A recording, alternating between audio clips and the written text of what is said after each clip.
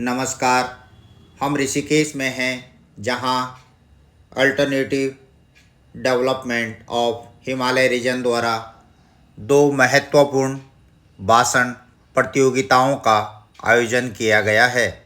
इन प्रतियोगिताओं का उद्देश्य हिमालय की प्राकृतिक धरोहर और उत्तराखंड की पारंपरिक कृषि को समझना और उनसे जुड़े मुद्दों पर जागरूकता बढ़ाना है।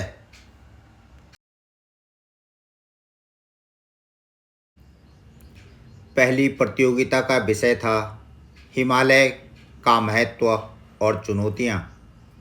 हिमालय न केवल प्राकृतिक संसाधनों का स्रोत है, बल्कि यह हमारे पूरे इकोसिस्टम को संतुलित बनाए रखने में महत्वपूर्ण भूमिका निभाता है। परंतु आज यह क्षेत्र कई गंभीर चुनौतियों का सामना कर रहा है। हिमालय का चीरकर कलेजा हिमालय का सड़कें तो बना देता है, फिर क्यों सुकून की तलाश में प्रकृति को ढूंढता है इंसान, पर्वतों का राजा कहा जाता है। हिमालय की मुख्य 3 नदियां हैं, गंगा, ब्रह्मपुत्र और सिंधु। ये तीनों नदियों को हिमालय की पुत्रियों के नाम से जाना जाता है, क्योंकि इन नदियों में हिमालय की एक एक बूंद सम्मिलित है।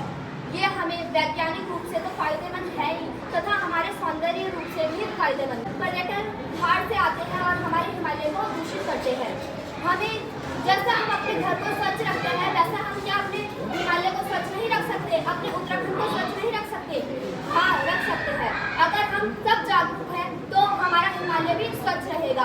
हम तो कोशिश करेंगे कि हमारा हिमालय स्वच्छ रहे। केवल प्रदूषण और कचरा देखने को मिलता है। समस्या इससे बड़ी समस्या तो इससे सबसे बड़ी समस्या तो ग्लोबल वार्मिंग की है, क्योंकि तापमान में तेजी से वृद्धि के कारण हिमालय के ग्लेशियर पिघल रहे हैं और नदियों में जल स्तर बढ़ रहा है, जिससे नदियों में बाढ़ की संभावनाएं बढ़ रही है और जलवायु परिवर्तन के गंभीर परिणाम सामने आ रहे हैं।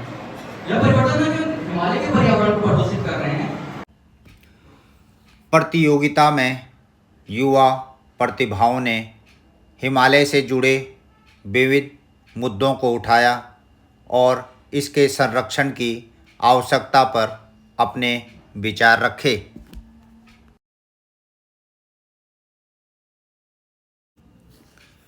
दूसरी प्रतियोगिता का विषय था उत्तराखंड की पारंपरिक फसलें, प्रकृति एवं पोषण का संगम। उत्तराखंड में उगाई जाने वाली पारंपरिक फसलें जैसे झंगोरा, मंडुआ, चौलाई न केवल हमारे शरीर के लिए पोषक तत्व प्रदान करती है, बल्कि जलवायु के साथ संतुलित है और पर्यावरण की रक्षा में सहायक है।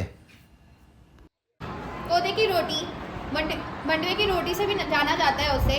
कोदे की रोटी, छासू भात, लोहे की कढ़ाई में बना हुआ कंडाली का साग। ऐसे हम बात करें पहले ज़माने की, तो जितने भी उत्तराखंड के बुजुर्ग लोग हैं वो 80 से 100 साल तक जीते थे।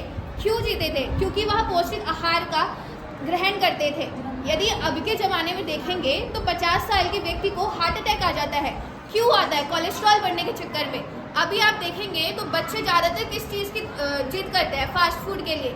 अभी पोषक तत्व 6 होते हैं: कार्बोहाइड्रेट, प्रोटीन, विटामिन, वसा, खनिज लवण तथा जल। पर आपको उसके स्रोतों को लेना चाहिए तथा आपके स्वास्थ्य की शुद्ध स्वास्थ्य की कामना करते हुए मैं अपनी वाणी को विराम देती हूँ। धन्यवाद। प्रतियोगिता में छात्रों ने उत्तराखंड की परंपरागत कृषि को प्रोत्साहित करने की आवश्यकता पर जोर दिया और कहा कि यह हमारे आने वाले भविष्य के लिए अति महत्वपूर्ण है। प्रतियोगिता के अंत में विजेताओं की घोषणा की गई और सभी प्रतिभागियों को उनके विचारों और प्रयासों के लिए सम्मानित किया गया। इस आयोजन ने एक बार फिर हिमालय और उत्तराखंड की पारंपरिक कृषि के महत्व को सभी के सामने रखा।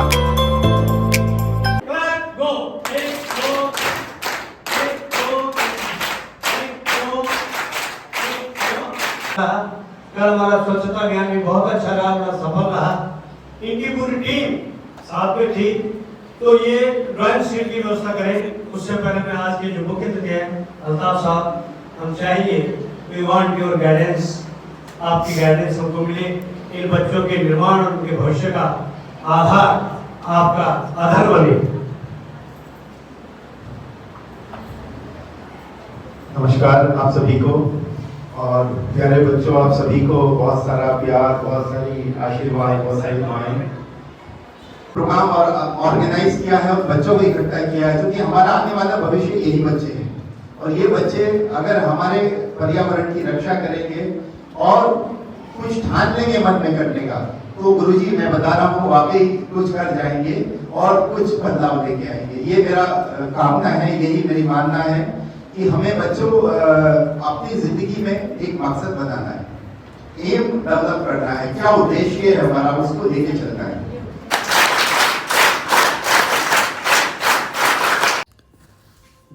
हम आशा करते हैं कि इस तरह के आयोजन से हमारी प्राकृतिक धरोहरों के संरक्षण और सतत विकास की दिशा में कदम बढ़ाए जा सकेंगे।